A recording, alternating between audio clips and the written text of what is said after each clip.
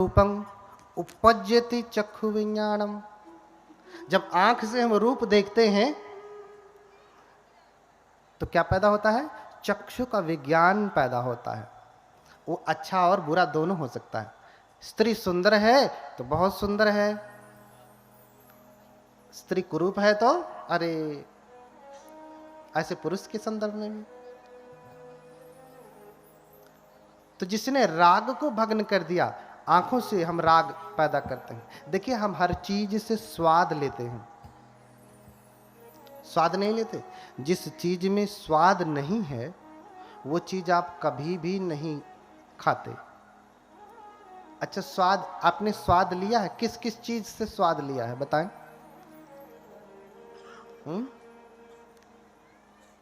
किस किस से?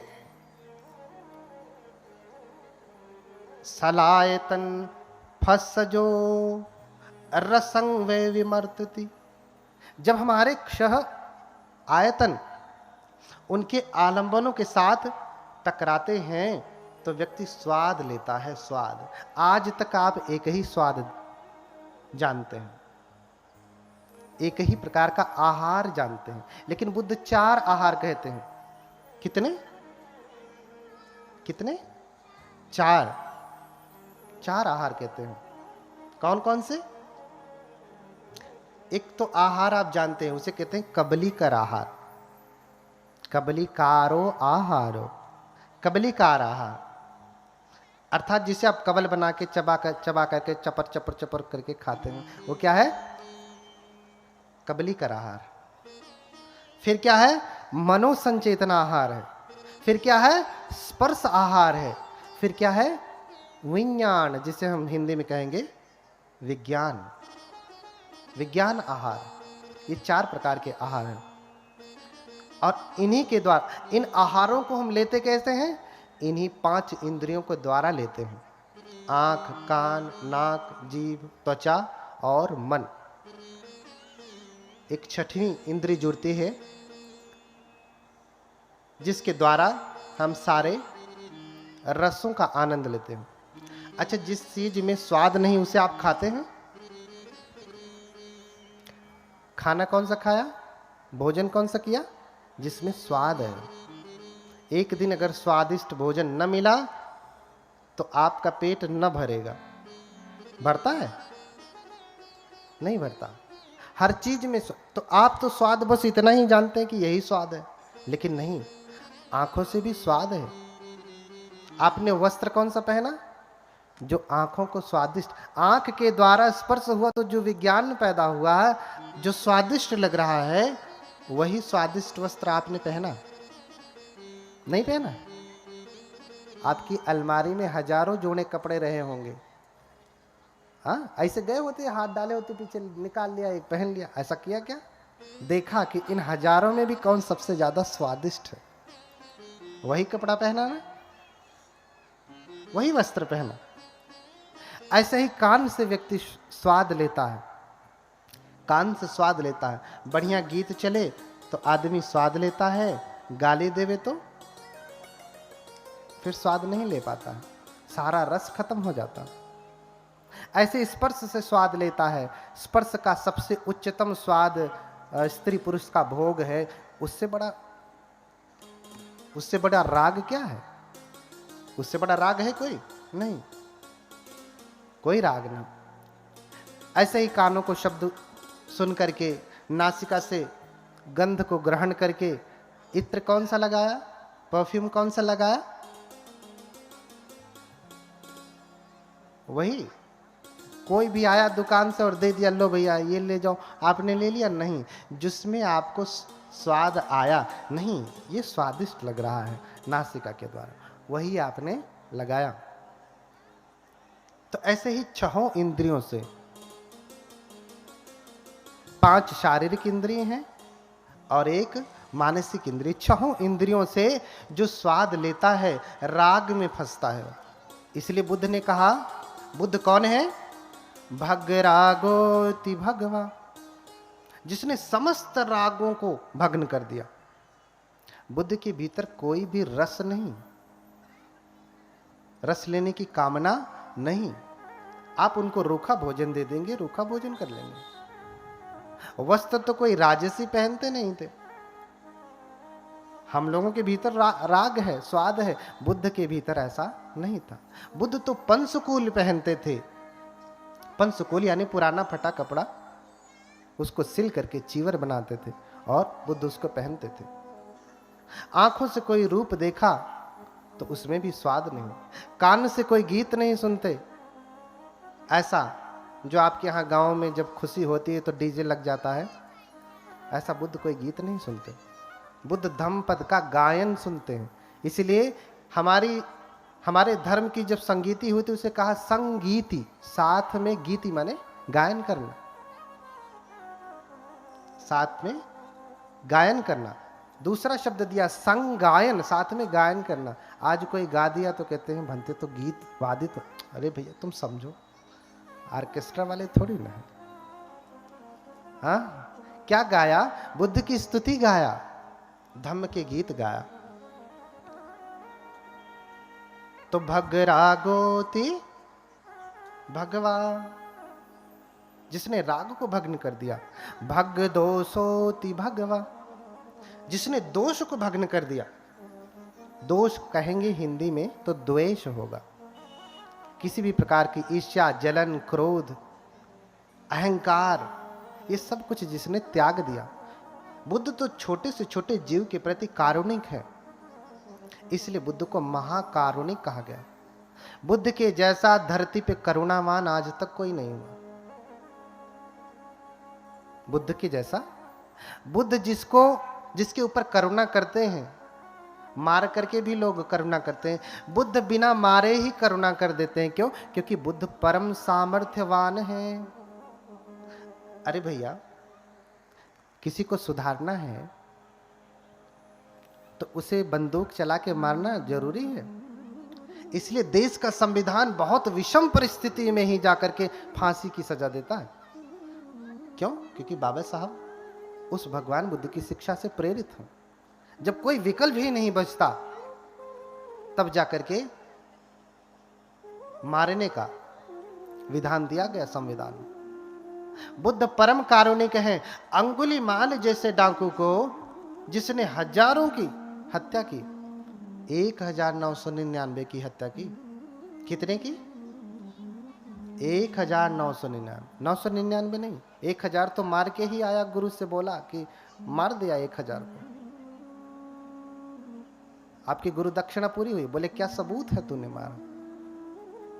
सबूत तो कुछ नहीं। तो अब से जब मारता है तो उंगली काट करके पहन लेता।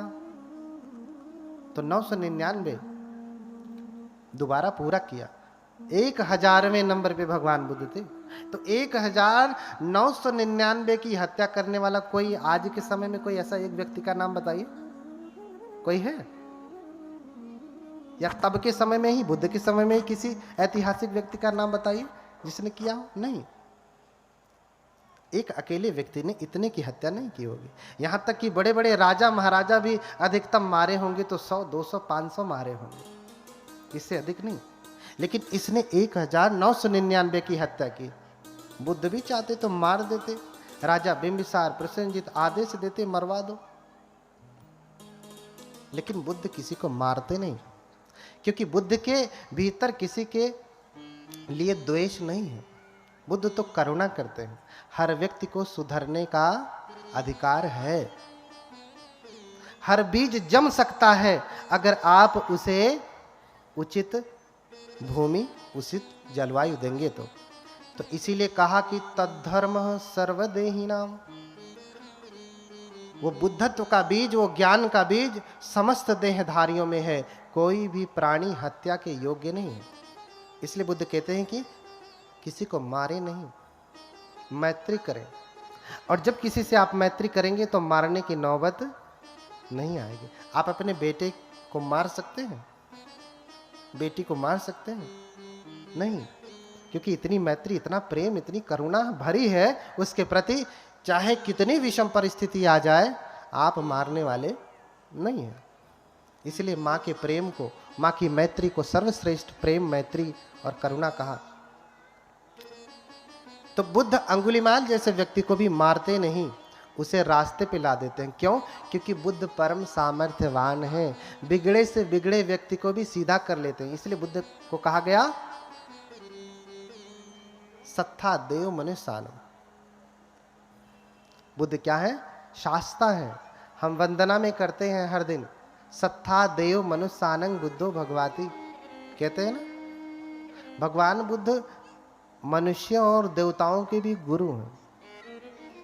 आप रोज पाली में वंदना करेंगे, सत्ता देव मनुष्यानंग बुद्धो भगवाती।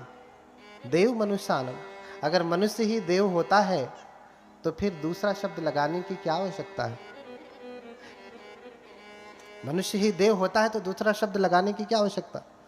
सत्ता मनुष्यानंग बुद्धो भगवाती, देव मनुष्यानंग क्यों कहा? तो बुद्ध परम सामर्थ्यवान है, बिना मारे बिना चोट पहुंचाए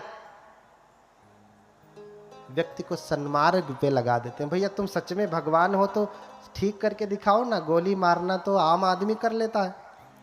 इसलिए भग दोषोति भगवा, भगवान समस्त दोषों से विरहित है। और भग मोहोति भगवा, भगवान के भीतर कोई मोह नहीं, कोई अज्ञानता नहीं, कोई मूढ़ बुद्धि नहीं। इसलिए जब उन्हें शरीर त्यागना था तो अज्ञान में शरीर नहीं त्यागे, अपितु घोषणा कर दी, आज से 3 महीने बाद, जगह भी बता दिया, समय भी बता दिया।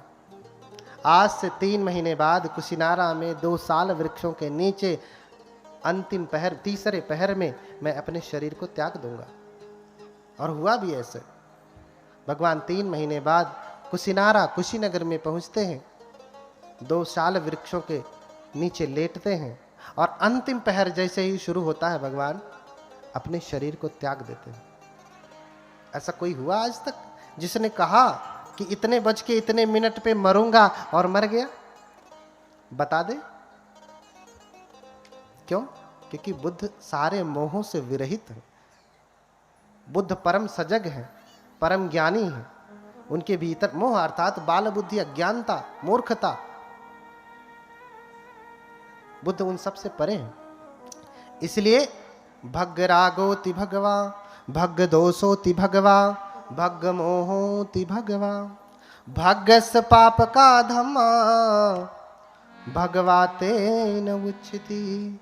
जिसने समस्त पापों को उत्पन्न करने वाली जड़ को ही भग्न कर दिया, तोड़ दिया, खंडित कर दिया, उसे क्या कहते हैं?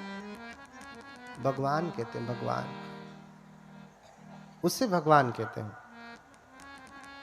यानी बुद्ध किसी भी प्रकार का दोष नहीं करते। बुद्ध पत्नी के साथ नहीं रहते, बुद्ध बच्चे को के साथ नहीं रहते, बुद्ध गृहस्थी में नहीं रहते, बुद्ध ऐसा कोई कार्य नहीं करते जिससे पाप पैदा होता है या पाप को बढ़ावा मिलता। भग्गस पाप का धम्मा, जितने धर्म अर्थात क्या होता है? भग्गस पाप का धम्मा, धर्म का अर्थ आप क्या समझते हैं? धम्म अर्थ आप क्या समझते हैं? अगर आप पाली पढ़ेंगे तो बहुत सारे अर्थ हैं धम्म के, एक ही अर्थ नहीं है। धम्म का मतलब बौद्ध धर्म ही नहीं होता। धम्म का मतलब होता है नैसर्ग का नियम, प्रकृति का नियम, फेनोमेना। और डॉक्ट्रिन भी होता, बुद्ध की शिक्षा भी होती है।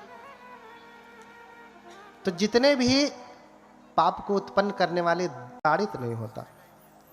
आप विदेशों की बात छोड़ दीजिए, भारत में ही कोई ऐसा राज्य बता सकते हैं जहां सिर्फ बौद्ध लोग हैं?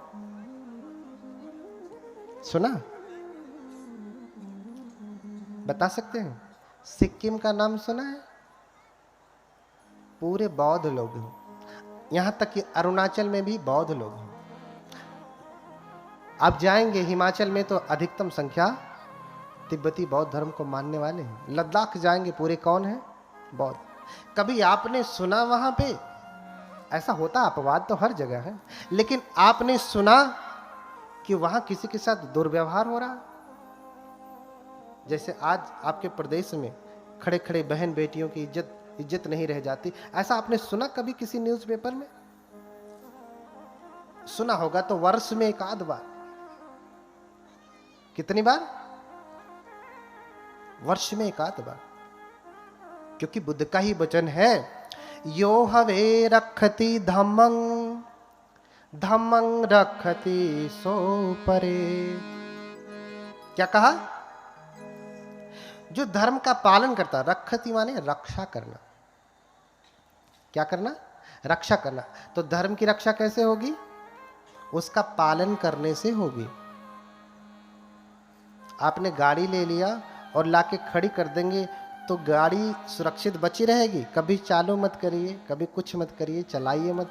आपकी ये भौतिक गाड़ी भी अगर आप 1 वर्ष तक ला करके खड़ी कर देंगे तो वो चलेगी नहीं। तो रक्षण कैसे होता है? उसका पालन करने से। तो यो हवे रखति धम्मं धम्मं रखति सो परे। जो धर्म की रक्षा करता है, धर्म भी उसकी रक्षा करता है। इसका ज्वलंत उदाहरण आप अपने देश में ही देख सकते हैं। बाकी बौद्ध देशों में